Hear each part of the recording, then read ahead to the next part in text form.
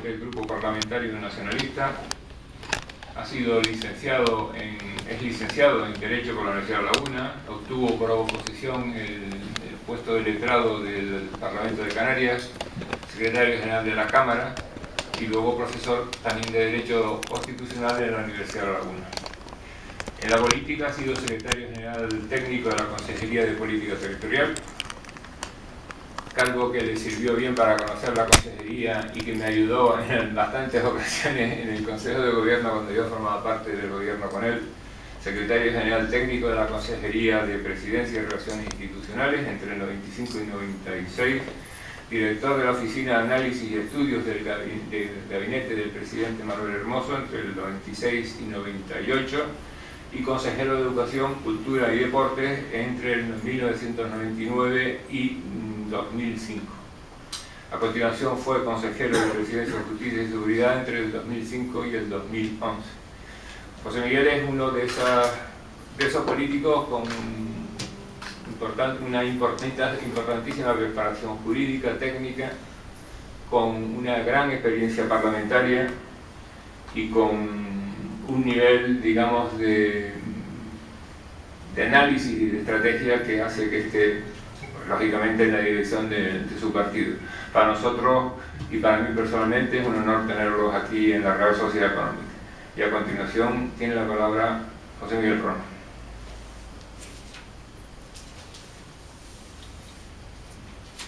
Muchas gracias. Muchas gracias, Tomás. Muchas gracias, presidente de la Real Sociedad Económica de Amigos del País de Gran Canaria. Gracias a la Real Sociedad Económica de Amigos del País y gracias a ti personalmente por la invitación que me has formulado, que, como señalaba, forma parte de un ciclo en el cual diferentes partidos han comparecido en esta sala para explicar cuál es su posición acerca de las políticas contra la corrupción, las decisiones de los partidos ante la corrupción política. Cuando la Real Sociedad Económica me pidió venir, me pidieron un título acerca de este ciclo, y es evidente que podemos decir que desde Coalición Canaria teníamos la tarea hecha en el compromiso sobre un tema que de forma general creo que a lo largo de los más de 20 años de existencia de esta formación política, como una formación política nacionalista, progresista y de carácter federal, podemos decir que de forma general es una organización que como tal se distingue en su honradez, con independencia de que la ética, como comentaré a continuación, es necesariamente individual, y la llamada ética pública es una construcción que se formula, que se hace a partir de decisiones que tienen más que ver con la moral colectiva y también con el derecho. Es algo que creo que intentaré trasladarles a ustedes de forma lo más sintética posible. Quiero darles también a todas las gracias, ya sean o no personas de Coalición Canaria, veo muchas caras conocidas, porque en esta tarde, además, como decía el presidente de la Real Sociedad Económica, es una tarde de fútbol. Aquellos que les guste, desde luego hoy se pierden un excelente partido. Y estar aquí es, por tanto, pues una decisión de escuchar, de saber cuál es la propuesta de Coalición Canaria acerca de un tema como es la ética pública, cuál es el compromiso de Coalición Canaria. Permítanme que empiece mi intervención con las palabras que escribí el 25 de julio de 2014 en el blog del Grupo Nacionalista, y quería después publicar en algunos medios de comunicación de las islas, concretamente el diario La Provincia y el diario de Aviso en la isla de Tenerife. Decía entonces lo siguiente: la crisis que arranca en 2008 va a producir cambios sustanciales en la acción política que ya son visibles. Nada será igual tras la crisis, ni el daño producido en la democracia representativa por la posición dominante de los mercados financieros, ni los notorios casos de corrupción en personas concretas que ejercen la política, ni la pérdida de niveles de renta en las clases medias, ni los indicadores de pobreza que se han elevado en paralelo a los intolerables índices de desempleo, ni la forma de hacer política serán iguales que antes de la crisis. Ese cambio requiere cambios en nuestro modo de relacionarnos con la ciudadanía, en el compromiso ético con las tareas públicas, en las relaciones con el Estado y con los demás partidos políticos. Decía esto entonces sobre la convicción de que la crisis que empieza en 2008 no es solo una crisis económica. Es una crisis que conlleva a su vez una crisis política y una crisis institucional. Es una crisis económica porque ha conducido a una sociedad más desigual y empobrecida. Es una crisis política porque se manifiesta a partir de fenómenos asociados a la corrupción y al clientelismo existente en partidos políticos, que motiva a los ciudadanos a no sentirse representados por esto.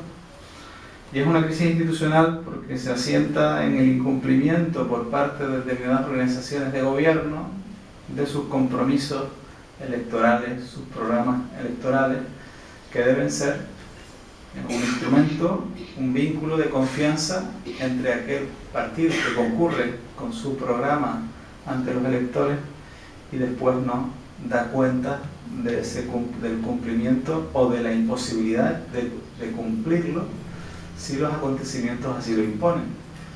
Por tanto, todo ello acumula una percepción social de que la crisis es algo más que una crisis económica, una crisis de partido y una crisis que exige un modo de orientarnos de forma distinta.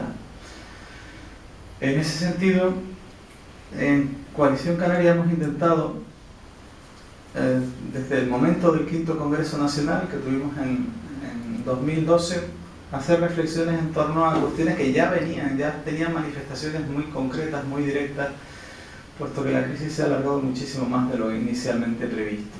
En 2011 llegamos a ver fenómenos que no sabíamos muy bien a qué obedecían, no sabíamos qué respuesta podía darse desde el punto de vista político y social, como aquel fenómeno que representó las manifestaciones ante el Congreso de los Diputados del 15M. En aquellas frases que posteriormente se derivaron hacia la propia constitución de parlamentos autonómicos y el propio Parlamento de Canarias, la constitución del Parlamento en julio de 2011 fue también una constitución del Parlamento con unas manifestaciones poco, digamos, con poca percepción de cuál era la demanda. O sea, se sabía o se reconocía la frase que decía que no nos representan y no se sabía cuál era la salida a esa percepción. A lo largo de estos años de la crisis hemos visto cambios importantes, cosas que no es fácil que una generación vea.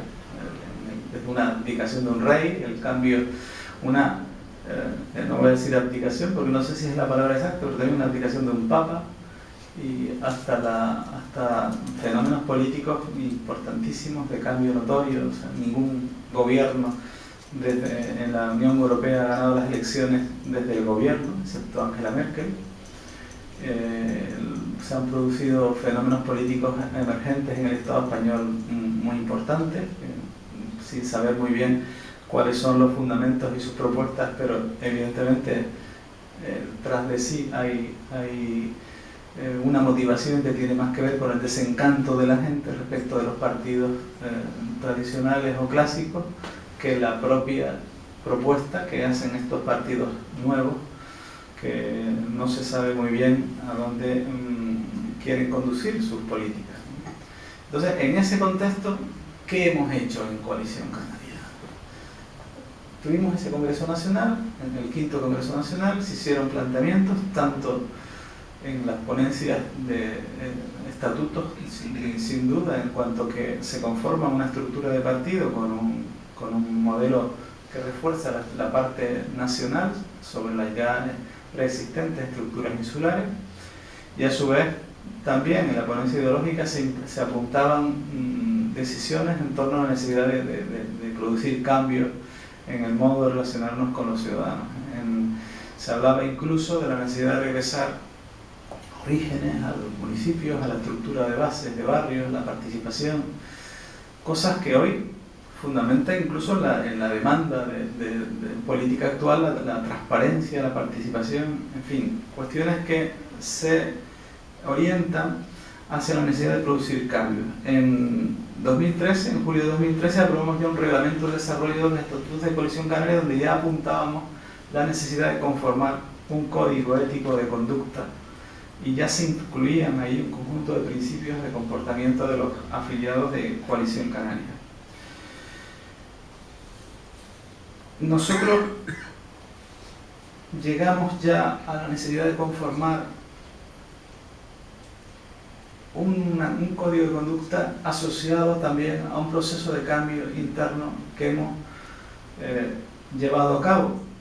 Es decir, un proceso donde no solo estábamos, por lo menos algunos lo entendemos de esa manera, eligiendo un candidato a la presidencia del gobierno, sino pretendemos, puesto que tenemos próximamente unas elecciones municipales, insulares y autonómicas, pretendemos decir que llegamos a un punto de inflexión y estamos en la necesidad de producir un cambio de aquí en adelante.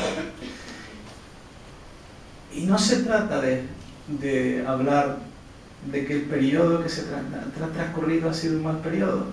El periodo es el que hemos vivido todos, este partido y todos los partidos políticos y la sociedad española en el Estado español y la sociedad canaria en el conjunto del archipiélago. En ese contexto es donde se produce la demanda.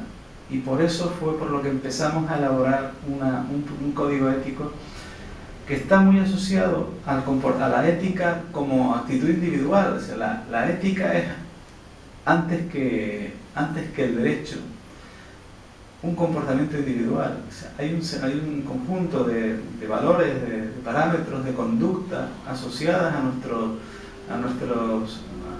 condición de ser humano, que es previa incluso a la construcción teórica del derecho, que conlleva normalmente una sanción jurídica. Es decir, toda la construcción que muy recientemente hemos visto asociado a los procesos, que si cuando una persona es imputada se va o no se va contra él, cuándo es el momento de hacerlo, bueno, mucho antes que eso, hay un comportamiento ético de cada uno de nosotros ante todo. En primer lugar, ante nuestro comportamiento como seres sociales en el conjunto de la sociedad a la que formamos parte, el cumplimiento de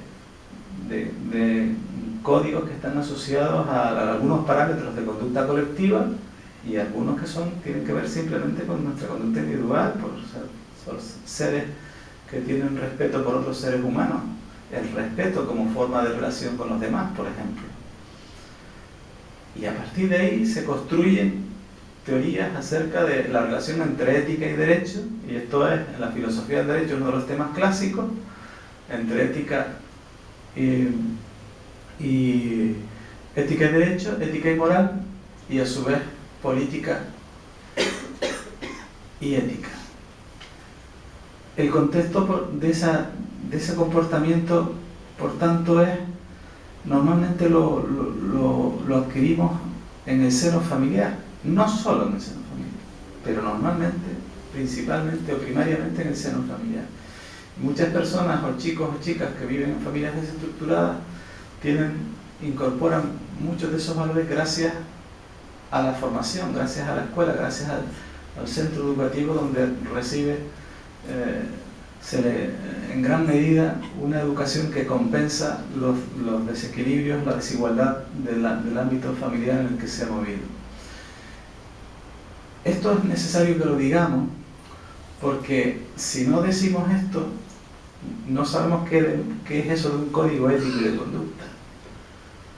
Es decir, cuando estamos en el debate público habitual, y es común que hablemos de en qué momento Coalición Canaria va a proceder a sancionar, a destituir o a requerir o a suspender de funciones a un afiliado en un proceso penal.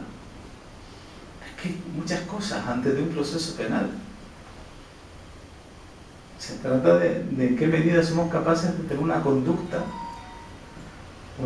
asociada a los valores comunes de la sociedad, porque la ética, como digo, es individual, pero la moral es colectiva.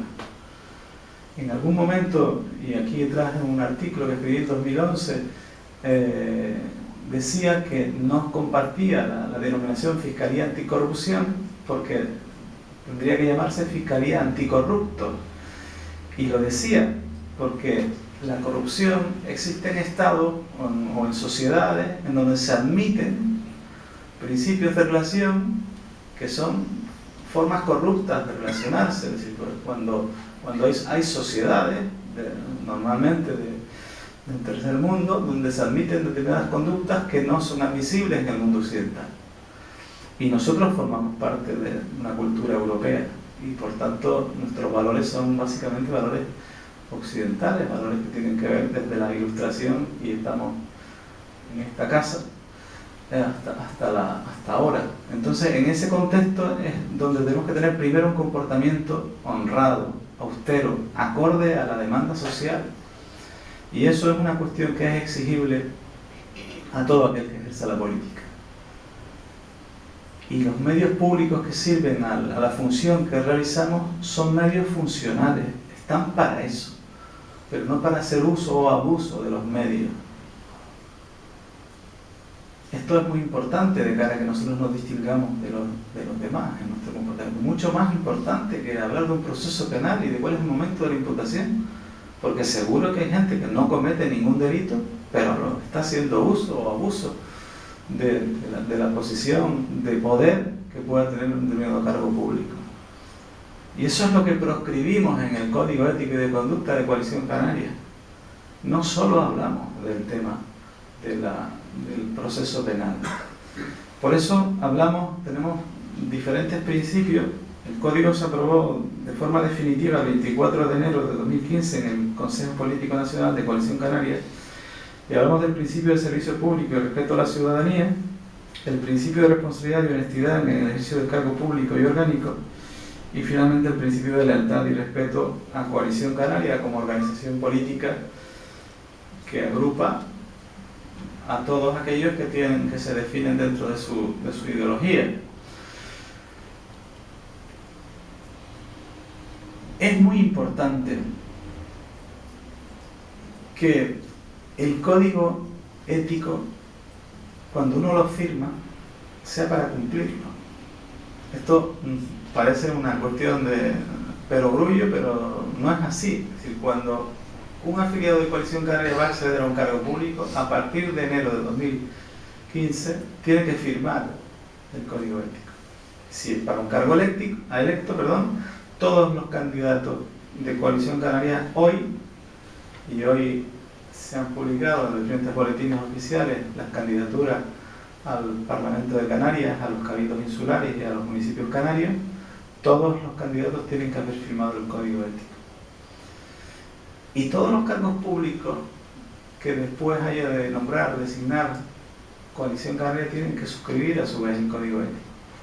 Y no es una formalidad, porque no es hablar del contenido, que es muy simple, muy poco extenso, solo son 3 páginas, nos permite asumir un compromiso con la ciudadanía.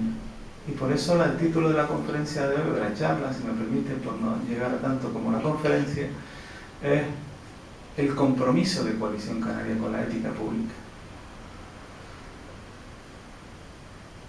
Tenemos la tendencia en los partidos políticos de hablar de cerrar filas.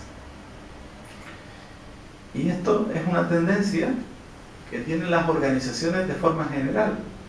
Es decir, todos los sistemas grupales tienden a proteger a los miembros del grupo, y por eso se utiliza la expresión cerrar filas.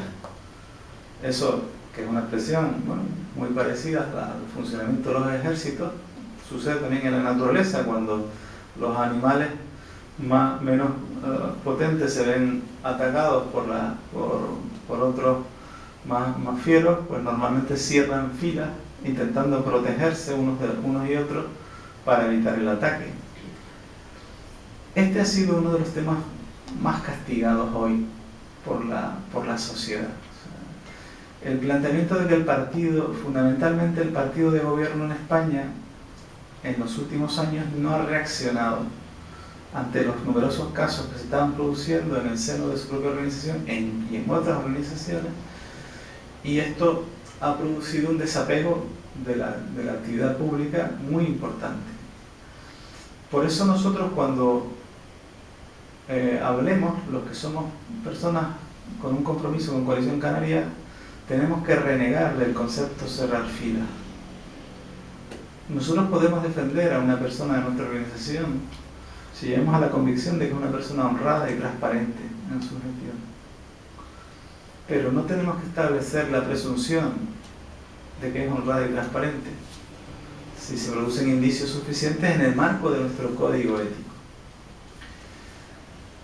Cuando definíamos el tema de la parte penal, que es la parte públicamente más conocida, porque en el compromiso del código hay, como decía, 3 principios, y ahí está desde el afán de superación, la defensa del interés general, la motivación del interés general que sustenta nuestras decisiones y la transparencia de nuestras decisiones, el diálogo, la búsqueda del consenso, el límite a los mandatos, la cordialidad, diligencia y respeto a las personas con las que tratamos, el respeto al equilibrio ecológico en las decisiones que tomemos de forma global, como un principio de nuestra propia organización, el uso, el prohibir el uso de la responsabilidad política para fines propios o de personas allegadas, el no involucrarse en conflictos de intereses, la no utilización de información privilegiada, el dar información veraz a la sociedad, la legítima diversidad de opiniones,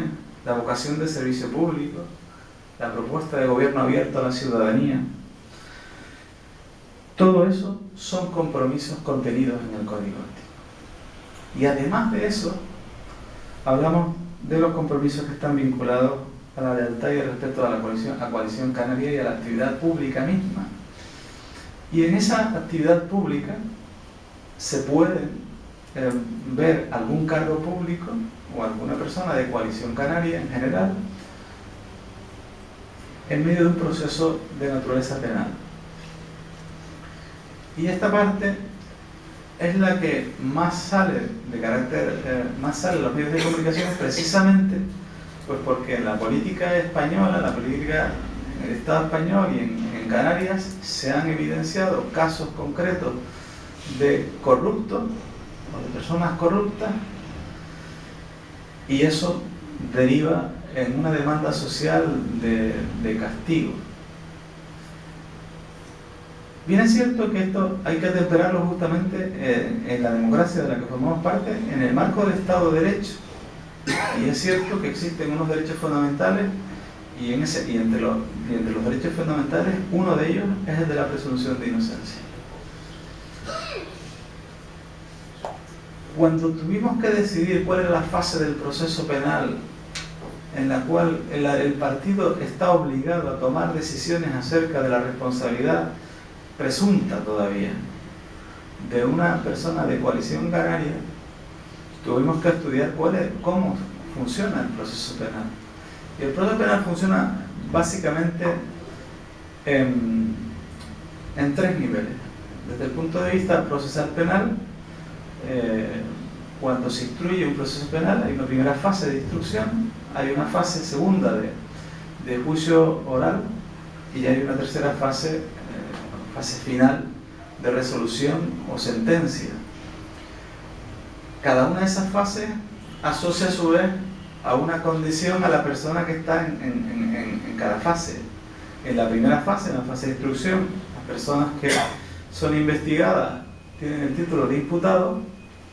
En la segunda fase, la fase de juicio oral, ya se ha terminado la fase de instrucción, se considera que se han evidenciado que los primeros indicios de comisión de delitos están constatados y por tanto se produce el cierre de la fase de instrucción con un auto por parte del juez y a partir de ahí, de ese cierre, se puede introducir la formulación del escrito de acusación por parte del Ministerio Fiscal. Y si hubiera otras partes personadas, acusaciones particulares por parte de esas acusaciones particulares. Esa segunda fase es la fase de acusado. Y finalmente, tras una tercera fase de resolución o sentencia, las personas están absueltas o condenadas.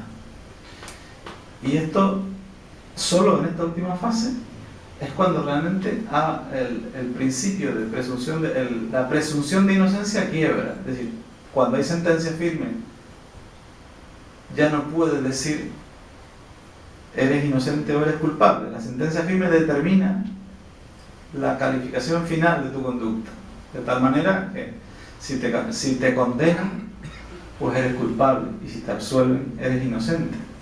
Pero piensen que cuando Coalición Canaria decide estudiar esto, lo hace para establecer medidas previas a esa fase última, porque esa es una fase que se da per se, así que todos los ciudadanos tienen derecho a la presunción de inocencia.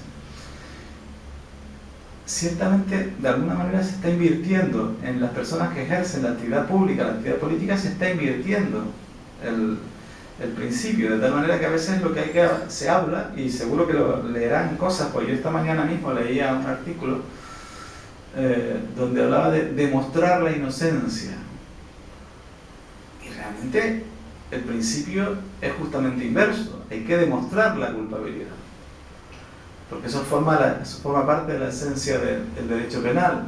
Pero en el ámbito de la actividad pública, el momento, la moral colectiva está produciendo demanda acerca de demostrar la inocencia. Por eso es por lo que los partidos políticos, no todos, desde luego Coalición Canaria lo ha hecho, pero los partidos políticos han establecido códigos de conducta.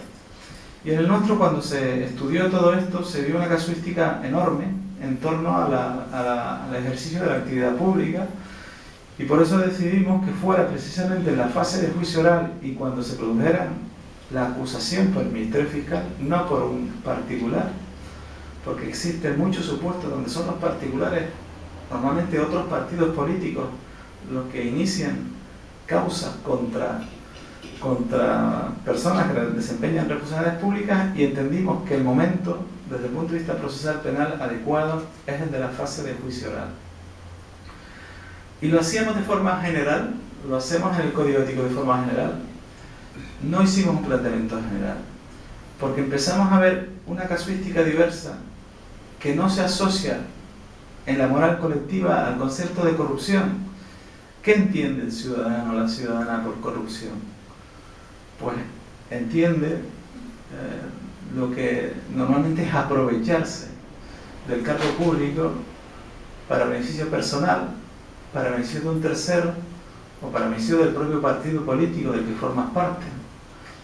Y en ese sentido, Coalición Canaria, cuando define su código ético, decide que cuando en fase de juicio oral puedas estar en alguno de estos tres supuestos, es decir, te has aprovechado del cargo público para tu interés personal, para interés de terceras personas a través de ti, o para interés de tu propio partido a través de ti, es decir, has defraudado la confianza pública, presuntamente todavía, porque hasta la fase final no se vence el principio de presunción, pero presuntamente la conducta individual de un cargo público, de una persona afiliada de Coalición Canaria, puede estar afectando al conjunto de la organización, y la organización está compuesta esencialmente por personas honradas en su día a día. Y entonces se toman medidas cautelares o preventivas sobre esa persona, y el Comité de Resolución de Conflictos puede suspender de militancia a esa persona e incluso requerirle para que dimita del cargo que está ostentando. No solo lo puedo hacer, es que ahora todos los afiliados de Coalición Canaria que hayan asumido un cargo público han firmado, han dado su conformidad a esto. La materialización efectiva, cuando se tenga que producir, ya lo veremos. Si alguna vez se produce, ya lo veremos, porque al final son las leyes las que determinan esto. Y tienen muchas dificultades jurídicas el establecer previsiones concretas en las leyes que no vulneren la Constitución, precisamente por el principio de presunción de inocencia. En fin, lo que quiero decir es que creo que en Coalición Canaria hemos acertado en el análisis que hemos hecho del compromiso con la sociedad.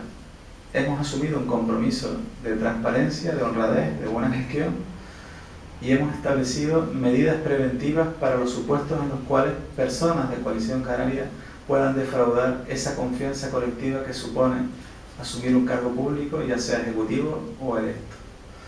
Por tanto, lo que conseguimos realmente con el Código Ético y de Conducta de Coalición Canaria es hacer visible un compromiso con la sociedad en el momento de cambio en el que estamos. Es decir, estamos intentando que no solo salir de la crisis desde el punto de vista económico, empezamos a ver las primeras cifras macroeconómicas favorables, hay crecimiento en términos netos, y todo eso sabemos, y todos lo sabemos, que tenemos que llevarse a los ciudadanos, a las familias, al empleo. Pero más allá del tema económico, estamos en un momento en el cual asumimos que la política requiere una regeneración, requiere una renovación de la confianza, requiere por tanto medidas, decisiones que tienen que ver con el comportamiento que tenemos ante la ciudadanía, y nosotros lo hemos formulado, lo hemos redactado, lo hemos aprobado, y hoy constituye una norma imperativa para todos los afiliados de Coalición Canaria. Por tanto, nuestro propósito es que esa demanda que la sociedad tiene hoy día para el comportamiento de las personas que asumen responsabilidades públicas sea plenamente satisfecha, que la gente pueda confiar en que una persona de Coalición Canaria no va a defraudar sus expectativas en lo que al compromiso con la ética pública se refiere. Y por tanto, y es en esa misma dirección, todo lo que he comentado, la ética pública, se ha incluido dentro del programa electoral de Coalición Canaria aprobado recientemente el día 11 de abril por el Consejo Político Nacional de Coalición Canaria. Es una parte del programa, junto con todas las demás partes de naturaleza sectorial y los compromisos políticos, sociales y económicos que asumimos en ese programa electoral. Esto es en definitiva lo que quería trasladarles en la tarde de hoy. Creo que Coalición Canaria ha cumplido la tarea, y que todas las personas de Coalición Canaria individualmente tienen en primer lugar un deber ético de dar cumplimiento al código, y en segundo lugar una obligación, puesto que a partir de su firma se asume un compromiso con la organización política de la que se forma parte. Nada más, muchas gracias.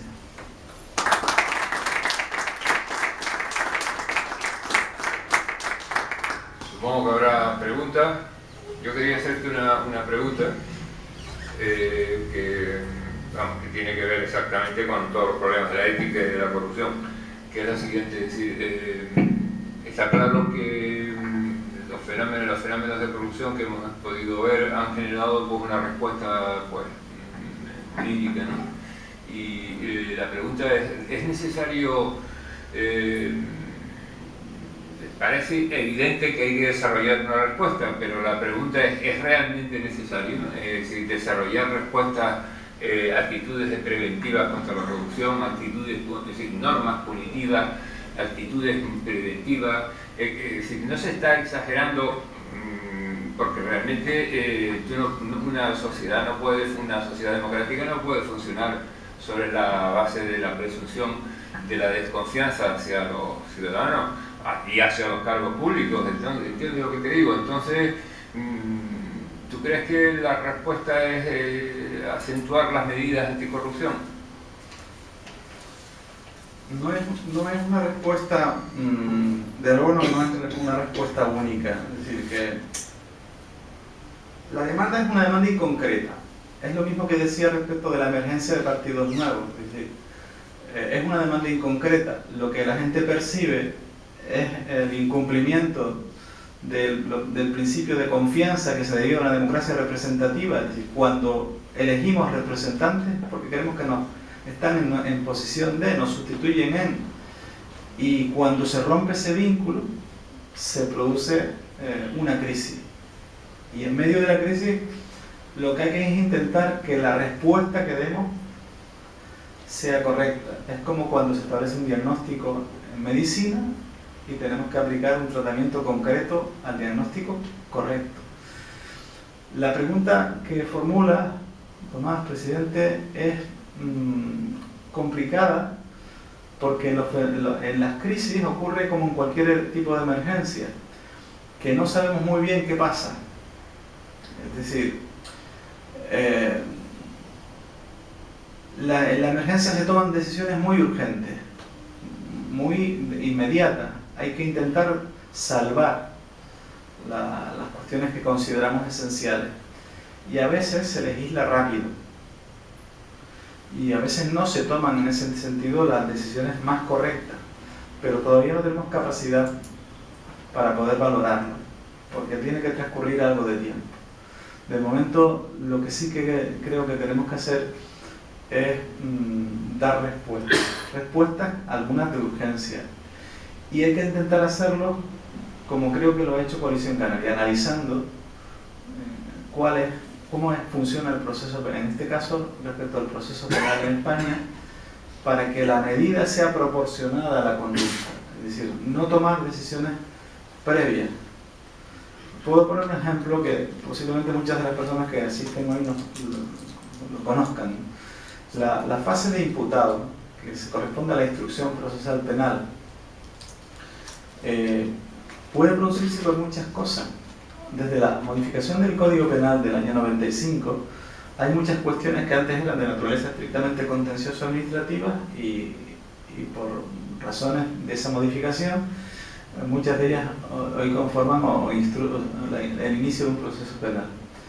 Y han pasado cosas como que un alcalde de Coalición Canaria ha sido imputado porque cambió el nombre de una calle, hasta que finalmente se archivó.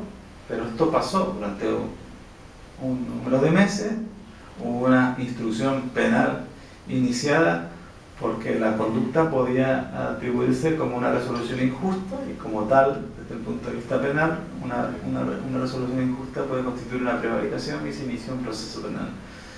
Por tanto, no es buena lógica el tomar la decisión con la simple imputación, porque no hay todavía desde el punto de vista procesal penal español, la investigación está en curso, y no es hasta el término de la investigación inicial cuando realmente hay carga suficiente para acusar.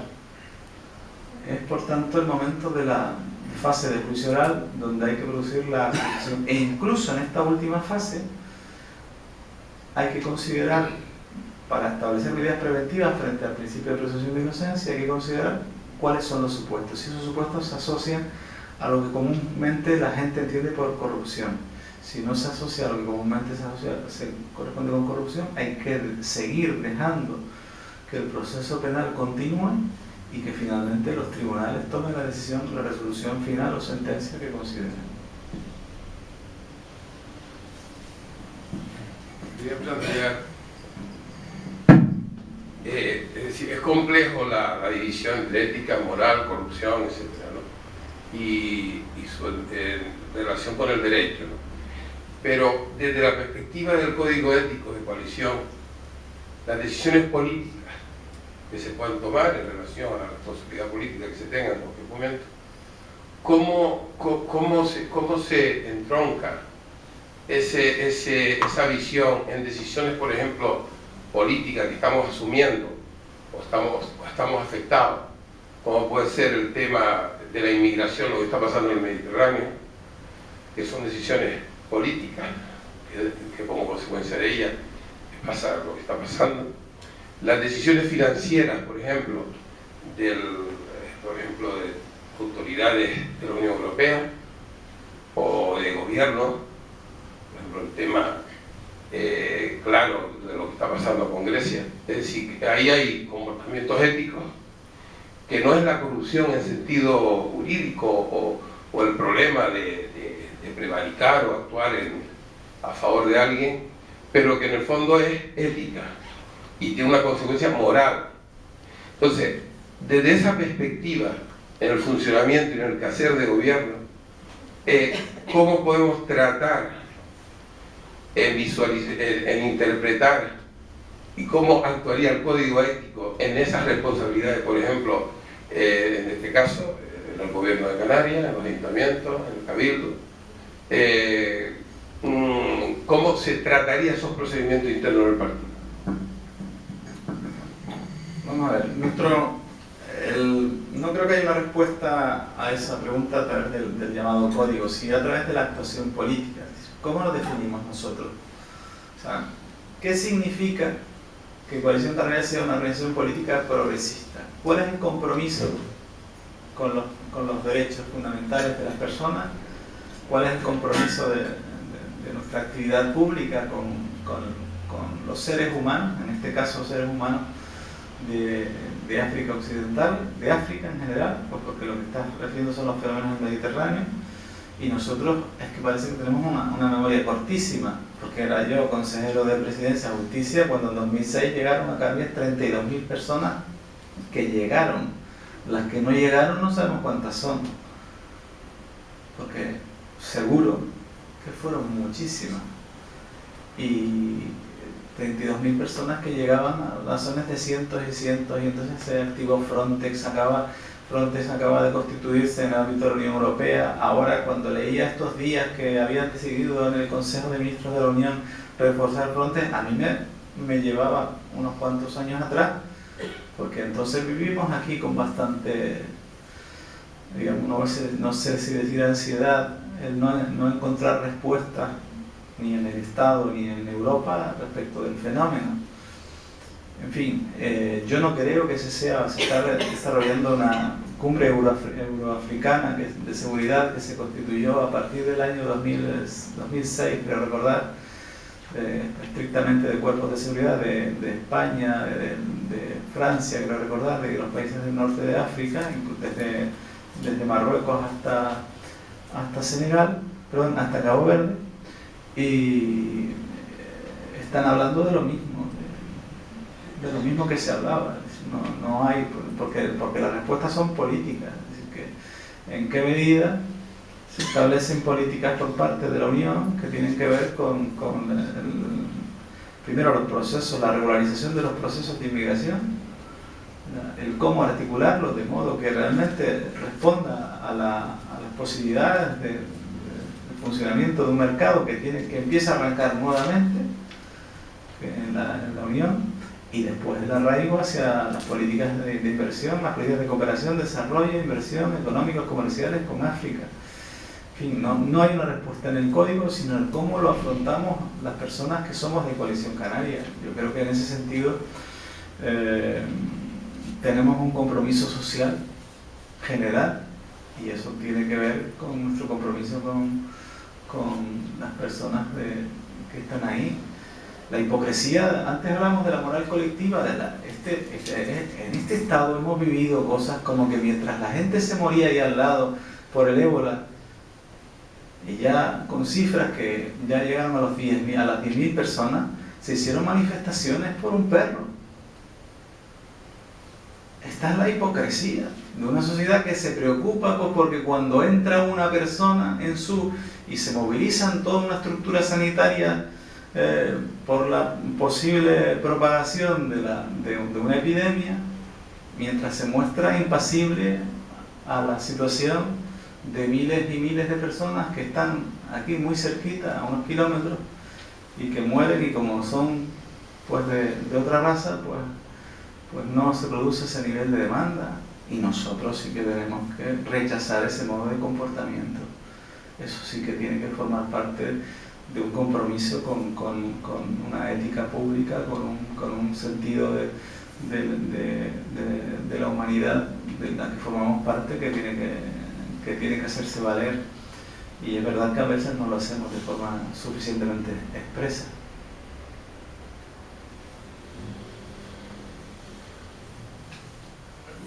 ¿Alguna otra pregunta?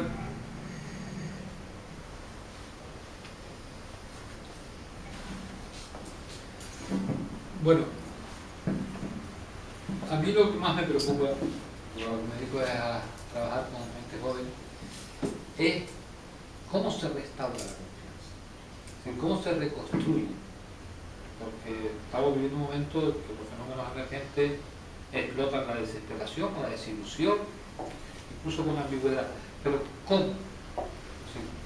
Normalmente la historia está llena de ejemplos donde fue más severo con su propio hijo de lo que hubiera sido otro para demostrar que no perdonaba.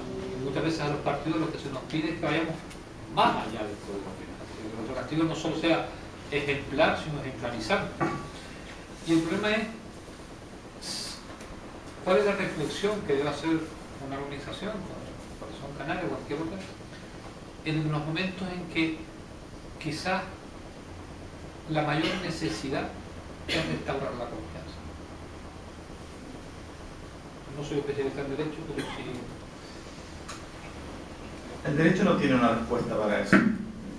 La respuesta no está en el derecho. Yo creo que todos nosotros, los que tenemos un compromiso con la vida pública y los que lo hemos ejercido y ejercemos ese compromiso con honradez, tenemos que demandar esto. Tenemos que reivindicar que es posible la política con honradez. Y eso es lo único que puede propiciar que empiece a restablecerse la confianza, que es de las cosas más difíciles de restablecer. Llevemos esto a un tema meramente privado, particular. Imaginen ustedes que han tenido un problema en el ámbito familiar, que es lo más próximo, lo más que queremos, y que afecta a la confianza. Afectar a la confianza son de las cosas que se resultan más difíciles de restablecer. Por eso no hay una respuesta en derecho a la pregunta. La respuesta es que demandemos, reivindiquemos que muchas personas que están en la política, que ejercen la política, tienen un compromiso honrado con el y esto al final supongo que con el tiempo se va identificando. Y les voy a decir más. Creo que quienes llevamos algún tiempo en la política, precisamente podemos ser evaluados, porque algunos que no llevan ninguno todavía no tienen tiempo para poder ser evaluados en ese y en otras cosas. Es decir, que es conocido que algunos que se presentan en el ámbito político dando clases de moral, pues después en su actuar particular o privado, pues empiezan a salir cosas que acreditan que no son sujetos que puedan predicar de los demás. Esto es lo difícil de las lecciones de moral, que están muy asociadas a nuestro origen judeocristiano, de articularlas, a calificar a las personas o otorgarles o no capacidad para decidir o darles o no la venia o perdonarles los pecados en sentido general. No estoy haciendo una crítica religiosa, estoy hablando desde el punto de vista estrictamente de civilización, estoy hablando desde el punto de vista social, no hablo de religión. Entonces estamos acostumbrados a eso, ¿no? Y a este lo hizo mal, este lo hizo bien y demás. Bueno, nosotros formamos parte, si somos una organización política, formamos parte de esta sociedad. Tenemos el deber de contribuir a mejorarla, y también mejorarla es saber distinguir, saber apreciar, no lapidar a las personas. O sea, es que cuando se puso en riesgo en toda esta crisis de 2011, se hablaba de la crisis de la representación, ¿alguien podía poner en la mesa algo diferente a la democracia como fórmula de gobierno, mejor que la democracia? ¿Alguien puede ponerlo mejor que la democracia? No ha habido salidas a eso. Entonces, por eso es positivo que al final esos fenómenos emergentes se articulen. Es fantástico, porque entonces tenemos condiciones para competir lealmente y de forma transparente de cuáles son las propuestas de cada uno y en qué medida nos ganamos el crédito frente a la gente. Y eso es importante, es muy importante, porque una cosa es predicar y otra cosa es dar trigo.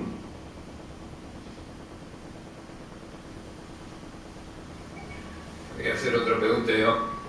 En medio de esta crisis no económica solo, que como bien está ya aceptado, sino es una crisis de la legitimidad del Estado democrático actual, una crisis que pone en cuestión aspectos de la legitimidad del Estado por el funcionamiento, quizá no por los principios, sino por el funcionamiento de ese Estado.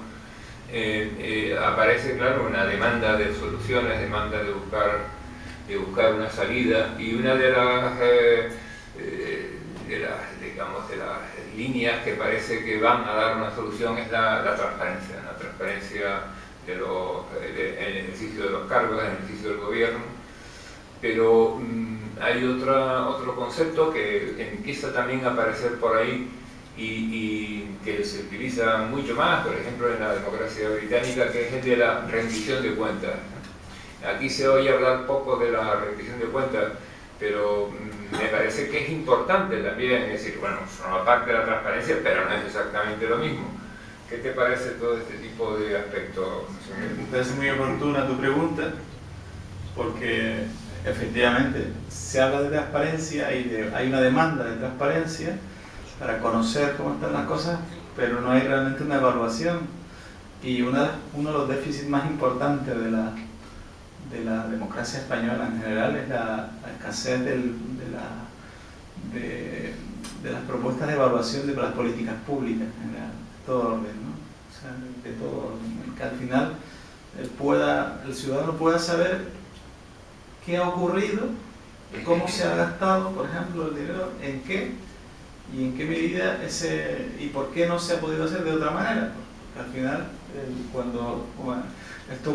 la economía en sí misma administra recursos escasos en relación con el nivel de demanda y tienes que justificar por qué has hecho tal gasto y no tal otro. Y yo creo que en esto hay un déficit muy importante, mucho más importante que el de transparencia. Porque la dificultad que existe es que en encontrar la transparencia es que es tanta la información que hoy nos es accesible por los medios que nos da la tecnología, que resulta complicado, resulta muy complicado la articulación a veces o el saber realmente qué está ocurriendo. Pero más complicado es aún la ausencia de políticas de evaluación. O sea, no existe, y como no se produce la demanda, esto todavía queda en círculos de ilustrados.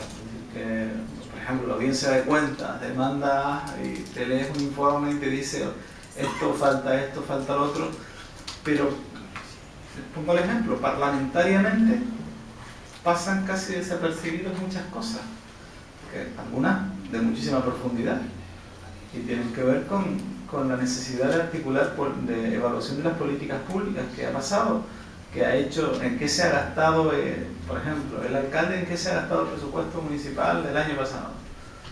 Pues una evaluación nos permitiría saber si el gasto es adecuado a los fines públicos y es proporcionado, seguro que partiendo de que está bien gastado, sin hacer presunción de que esté de forma irregular, sino regularmente gastado bien desde el punto de vista de su regularidad, pero quizás desde el punto de vista de los objetivos públicos, pues quizás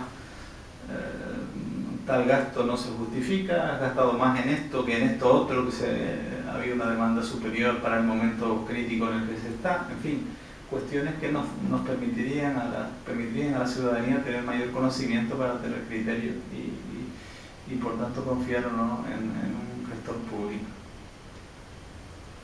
Creo que, la verdad que no lo sé con detalle, pero parece que una parte de los presupuestos municipales tienen que ser participativos, según, no sé si está en estudio o ya está aprobado en la ley de régimen la ley de municipios canarios. Es interesante porque al fin y al cabo es como bien dice, una práctica que los ciudadanos y los responsables municipales, políticos y administrativos solamente es cuestión de que se vayan acostumbrando, es decir, se han acostumbrado a otras tantas cosas a lo largo de los años de democracia, que el poder, digamos, trabajar con con la capacidad de evaluar y de rendir cuentas, no debe ser imposible de conseguir. Y quizás ese mecanismo es interesante, ¿no? El de los presupuestos participativos, pero requiere participación. Y la pregunta es, ¿y en los grandes municipios se puede articular una participación? En los pequeños municipios no es fácil, está claro. La gente se conoce más, se puede... Si la famosa democracia directa solo es posible en pequeños núcleos, ¿no? Los grandes municipios se tendrán que articular a través de la participación, a través de los distritos, porque es la única vía para articular ese modo de participación que establece la reciente Ley de Municipios Canarios. Yo creo que son pasos en la buena dirección. Seguro que no son pasos suficientes para lo que se demanda, pero son pasos en la buena dirección. En ese plano, a veces lo más importante es orientar bien, tener bien el rumbo, ¿no? Creo que en ese sentido, por lo menos para Coalición Canaria, la conferencia política que hicimos aquí en Las Palmas de Gran Canaria el 25 de octubre del año pasado, año 14, sí que marcó un punto de inflexión, no solo sobre rumbo desde el punto de vista sectorial, la orientación como una organización política nacionalista y progresista, sino también desde el punto de vista de las políticas públicas, de la transparencia, de la evaluación, en fin. Creo que del partido como organización para la participación política y social, porque los partidos políticos se convierten en estructuras fosilizadas que a veces no propician precisamente que se produzcan cambios, y eso creo que para nosotros, desde luego, la conferencia política marca un punto. Hay que seguir naturalmente. Ahora afrontamos un proceso electoral como afrontan todos los partidos políticos, y sin duda alguna después el próximo congreso del partido, que es el próximo año, en el 2016, pues también será un paso más, una fase más en ese proceso, en esa iniciada. ¿Alguna otra pregunta? Adelante. El micro por ahí, Liliana.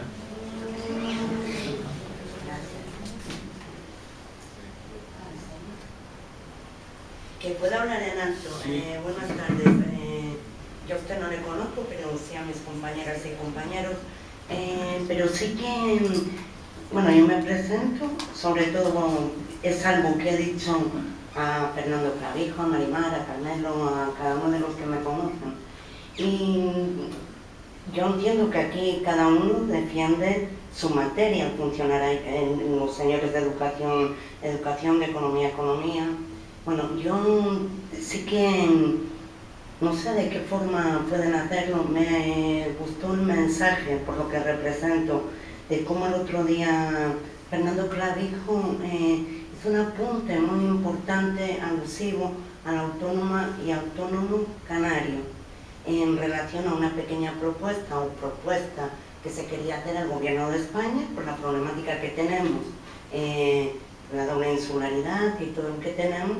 Y sí que es importante, bajo mi punto de vista como sugerencia, si ustedes lo entienden, que lo recalquen porque todo el mundo no le ha llegado, y simple y llanamente en toda la crisis que hemos sufrido, bueno, todo el mundo, cada uno desde su colectivo, ya no le hablo políticamente hablando, sí pienso que tendrían que reconocer los gobiernos, en este caso el gobierno de Canarias, el esfuerzo que está haciendo el autónomo y autónoma y el pequeño empresario que han emanado y surgido de la crisis, donde estamos pagando toda la serie de impuestos. Bueno, hay que pagarlos, se pagan, pero ni tan siquiera, quitando ustedes, me parece, bueno, quitando Coalición Canaria, han hecho alusión y mención. Importante que ustedes recuerden ese mensaje, porque hay muchos autónomos y autónomos, y el empleo lo crea el empresariado. Lo público ya no puede crear más empleo. Gracias. Comparto íntegramente eso, porque además si tuve ocasión de escuchar a Fernando Clavijo, forma parte de nuestro compromiso. Es verdad que en este momento muchos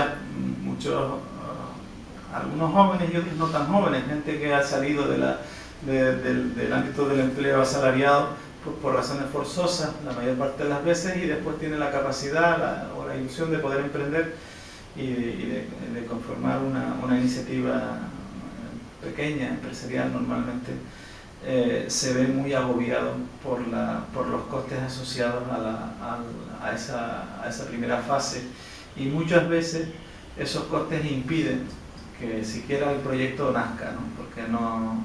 Entonces es verdad que a nivel de Estado se tomaron algunas decisiones respecto a los costes de seguridad social inicialmente, pero primero están planteados de forma temporal demasiado limitada, y nuestra propuesta es que en el REF económico, que en la negociación que ayer aprobábamos un documento en el Parlamento Canario de comunicación, ahora viene toda la fase de negociación con el Gobierno de España, y será el Gobierno de Canarias que se constituya tras las elecciones autonómicas el que tenga la capacidad de sentarse ya con el nuevo gobierno, con el Gobierno de España, para intentar sacar adelante un REF económico. Nosotros tenemos condiciones asociadas a la lejanía y a la inseguridad que dificultan más los procesos económicos en las islas, y por tanto es necesario que se establezca una política específica también para el autónomo, y también en el trabajo asalariado estamos trabajando con la idea también de que se produzca la reducción de los costes de seguridad social. Esto es muy difícil, pero existen precedentes en algunas regiones ultraperiféricas de la Unión Europea, regiones francesas, algunas donde se han tomado decisiones de ese tipo, de reducción de los costes de seguridad social, y estamos obligados a que en situaciones como la nuestra hagamos cosas más agresivas desde el punto de vista de la promoción del empleo, porque es que si no nos vamos a bajar de las tasas tan elevadas que tenemos, y la promoción no solo del empleo asalariado, sino de que el empleo a través de nuevos emprendedores que tengan menores costes para realizar su actividad. ¿Alguna otra pregunta? Pues nada, muchísimas gracias a todos ustedes, y especialmente a José Miguel por venir. Muchas gracias.